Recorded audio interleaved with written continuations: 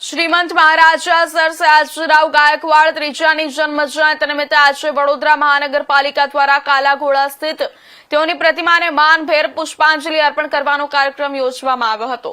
સૌપ્રથમ વડોદરાના municipal commissioner Arun Mahesh બાબુએ તેમની પ્રતિમાને પુષ્પહાર પહેરાવી શ્રદ્ધાસુમન અર્પણ કર્યા હતા। તે બાદ વડોદરાના પૂર્વ મેયર પિંકી સોની, વડોદરાના પૂર્વ ડેપ્યુટી મેયર ચિરાગ બારોટ, ભાજપ મહાનગરના અધ્યક્ષ ડોક્ટર જયપ્રકાશ સોની, વડોદરા શહેર કોંગ્રેસના પ્રમુખ ઋત્વિક જોશી તેમજ પૂર્વ કાઉન્સિલરો અને રાજકીય અગ્રણીઓએ પ્રતિમાને માનભેર પુષ્પાંજલિ અર્પિત કરી હતી। તેમના અમૂલ્ય યોગદાનને યાદ કર્યું હતું।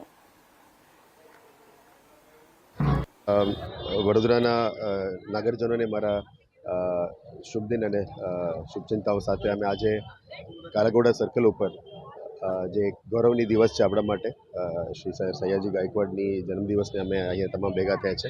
વડોદરા મહાનગરના આખા ટીમ અહીંયા કાલાઘોડા બ્રિજ ઉપર 8:30 વાગે અમે એમની પુષ્પાંજલિ કરવા માટે અહીંયા ભેગા થયા છે।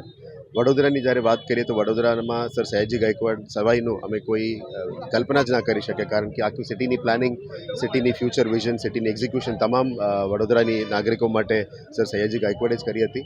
અને યાદ કરતાં અમે આજે તમામ વડોદરાની ટીમ એમને યાદ કરીને અહીંયા પુષ્પાંજલિ સેરેમનીમાં આવ્યા છે।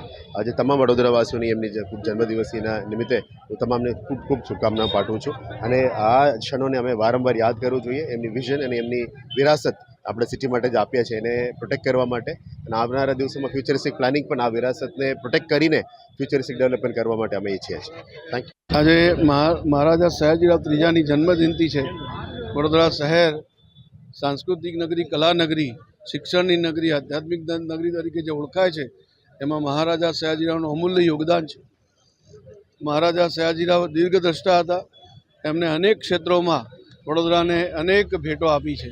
એ પછી આરોગ્યનું ક્ષેત્ર હોય, શિક્ષણનું ક્ષેત્ર હોય, ન્યાયનું ક્ષેત્ર હોય કે પ્રાથમિક સુવિધાઓ હોય, એ ઉત્તમ પ્રકારના કામો કરીને જે તે સમયે મહાન રાજવી તરીકે એમને ઓળખ પ્રાપ્ત કરી હતી। આવા મહાન રાજવીને આજના દિવસે ખૂબ ખૂબ નમન કરીએ છીએ। અને એમને જે દીર્ઘદ્રષ્ટિથી એમને કામો કર્યા હતા, એ કામોની પ્રેરણા લઈને આગળ પણ લોક સેવાના એવા કામો થાય એ પ્રકારની સૌને શુભકામનાઓ। સમાચારમાં આગળ વાત કરીએ તો અમીરગઢ દેવશ્રી ડુંગરપુરી મહારાજના